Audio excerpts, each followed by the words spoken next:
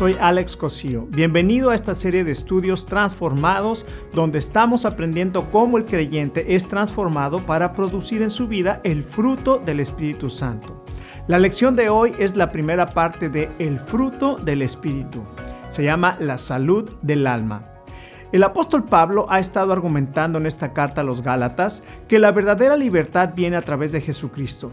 El ser humano está esclavo a lo que la Biblia llama la naturaleza pecaminosa, literalmente la carne.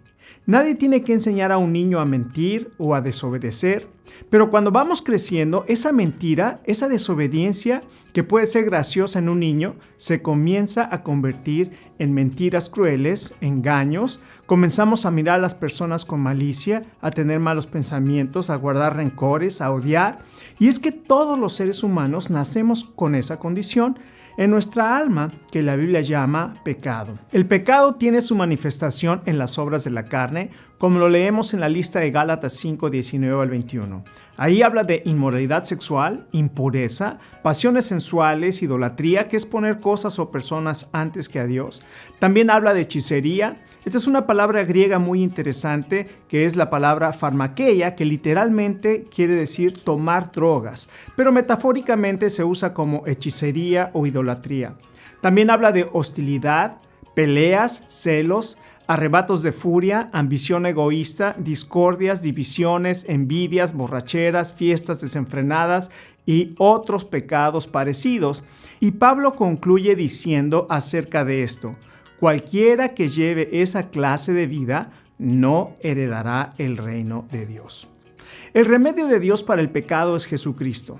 Él vino a morir para pagar por nuestros pecados en la cruz, pero también resucitó para ofrecer perdón de pecados y vida nueva a toda persona que cree en Él. Si has creído, si te has arrepentido, ya no eres esclavo al pecado, y en el contexto de la carta, ya no eres esclavo a tener que cumplir los mandamientos de la ley para ganar el favor de Dios. Ahora, esto no quiere decir que entonces eres libre para hacer lo que quieras, sino para hacer lo que antes no podías, que es obedecer a Dios. Antes estabas esclavizado al pecado. Ahora el Espíritu Santo llena tu vida y el resultado Pablo lo ilustra con lo que llama el fruto del Espíritu. Vamos a leer Gálatas 5, 22 y 23.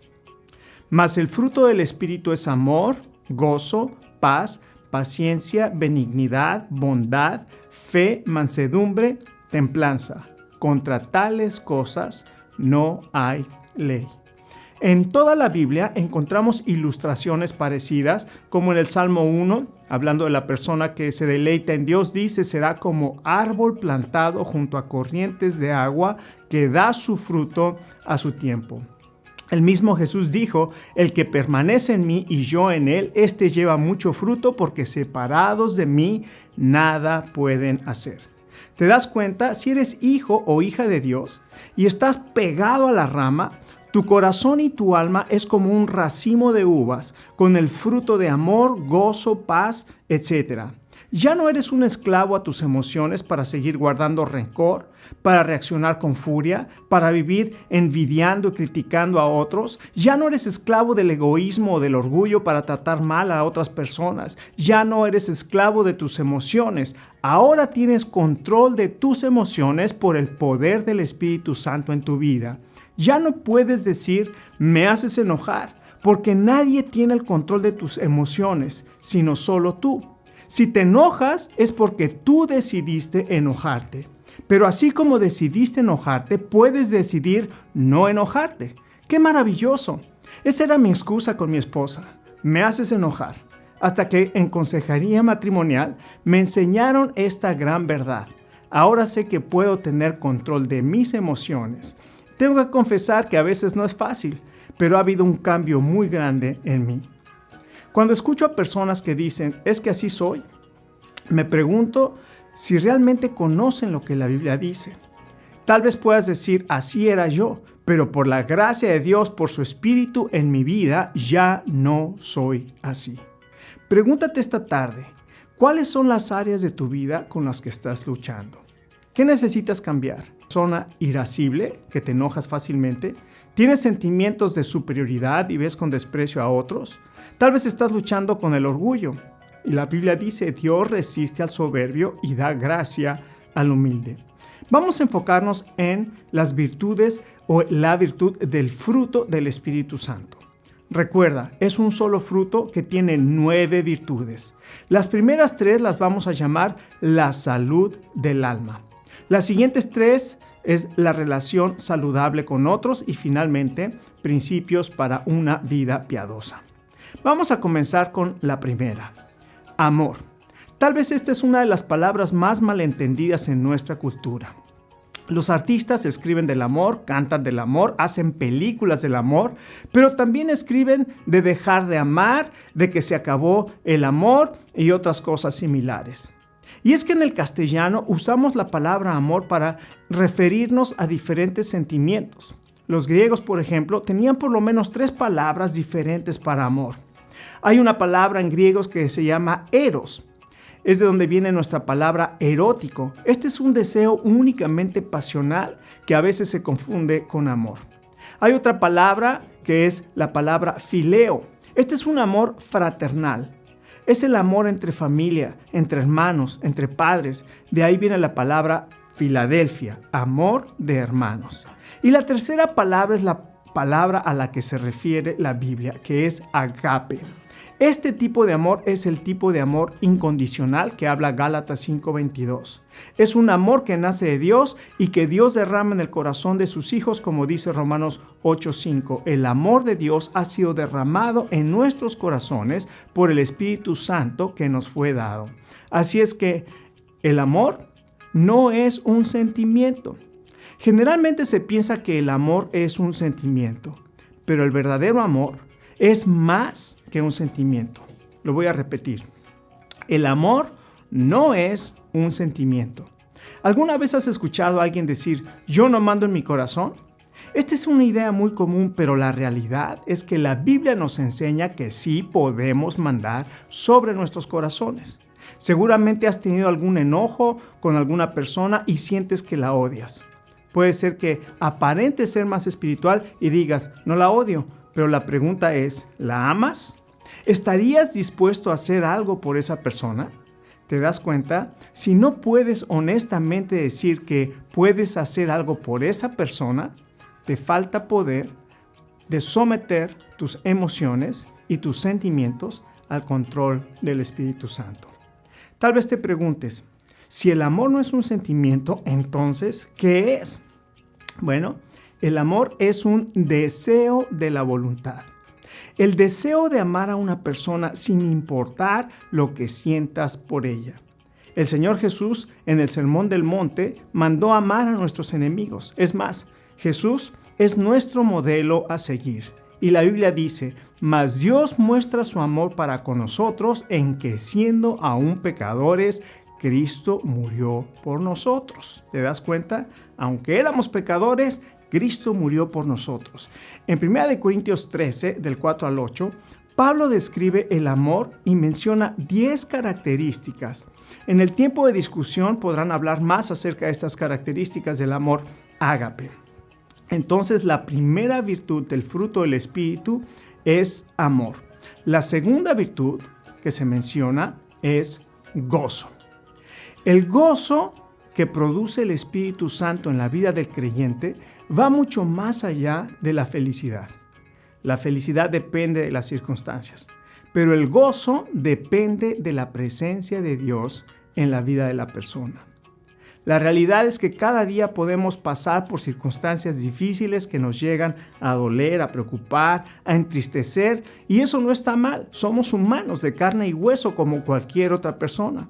A veces se piensa que si demuestro tristeza o preocupación, no soy espiritual. Y los cristianos tendemos a ocultar nuestra tristeza y preocupación para no ser tachados de carnales.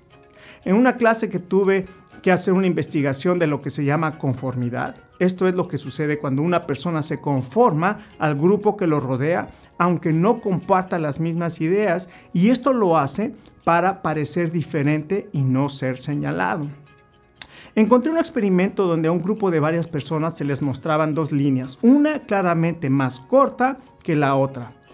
A todos los participantes del experimento se les pidió que dijeran que la línea A era más corta que la línea B, cuando claramente era más larga que la B. Solo a un participante no se le dijo lo que estaban haciendo. Cuando se dieron las instrucciones y se pidió a cada uno que dijera cuál era la línea más corta, uno por uno iba diciendo la línea A. La persona que no sabía del experimento miraba con extrañeza cómo cada uno de los participantes decía que la línea A era más corta, y cuando llegó su turno y le preguntaron ¿qué línea es más corta?, él dijo la A, conformándose a todo el grupo. Cuando aprendí esto, lo apliqué en una reunión de pastores. Se nos preguntó cómo estaba la iglesia. Uno a uno de los pastores fueron diciendo que muy bien y añadían historias que apoyaban su respuesta. Cuando llegó mi turno, dije que el ministerio estaba pasando por dificultades y comenté algunos problemas que habíamos tenido en la iglesia. Después de mí, los pastores comenzaron a decir realmente cómo estaban experimentando problemas en su iglesia. Es natural pasar por pruebas y que las pruebas causen dolor. Pero aún en medio de tu prueba, en medio de tu dificultad, puedes experimentar el gozo del Señor. Nehemías dijo al pueblo de Israel que estaba bajo amenaza de los enemigos mientras trabajaban reconstruyendo el muro. El gozo del Señor es nuestra fuerza. Y todos ellos tomaron fuerza en el gozo del Señor y terminaron de construir la muralla de Jerusalén en 52 días. No dejes que las presiones, los problemas, roben tu gozo. En medio de ellos, recuerda que el gozo del Señor es tu fuerza. Ya vimos amor, ya vimos gozo, ahora veamos la paz. Esta paz, al igual que el amor y el gozo, es el fruto del Espíritu Santo. Una vez más, el Señor Jesús, nuestro modelo a seguir, sabiendo que Él iba en camino a la cruz, le dijo a sus discípulos: la paz les dejo, la paz les doy, no como el mundo la da. ¿Cómo es que el Señor Jesús podía experimentar paz en medio de las circunstancias más preocupantes que a cualquiera de nosotros nos quitaría el sueño? Alguien dijo: la paz del Señor no quiere decir que habrá ausencia de problemas, sino que el poder de Dios está disponible para cuando pasamos por ellos. Escucha, Jesús es el príncipe de paz, profetizado por Isaías, y por su cruz trajo la paz para toda persona que estaba en enemistad con Dios. Ahora podemos acercarnos a Dios y mantener una relación cercana con Él a través de la oración, de la lectura de la palabra, de la meditación, a través de esta disciplina de ser transformado por la renovación de nuestro entendimiento, como dice Romanos 12:1, podemos también experimentar la paz que sobrepasa todo entendimiento, que dice Filipenses 4:6 y 7. Por nada estéis afanosos, sino sean conocidas vuestras peticiones delante de Dios con toda oración y ruego y acción de gracias. Y escucha, y la paz de Dios, que sobrepasa todo entendimiento, guardará vuestros corazones y vuestros pensamientos en Cristo Jesús. Todo creyente, escucha otra vez, todo creyente puede cultivar el fruto del Espíritu. No es algo que nosotros hacemos. Nosotros no podemos producir el fruto del Espíritu, pero el fruto del Espíritu va a florecer en nosotros cuando permanecemos en Jesús. El Señor Jesús dijo: yo soy la vid, ustedes las ramas. El que permanece en mí y yo en él, éste lleva mucho fruto, porque separados de mí, nada pueden hacer. Vamos a pasar ahora al tiempo de discusión en grupo para compartir unos con otros cómo podemos permitir que florezca el fruto del Espíritu en nosotros.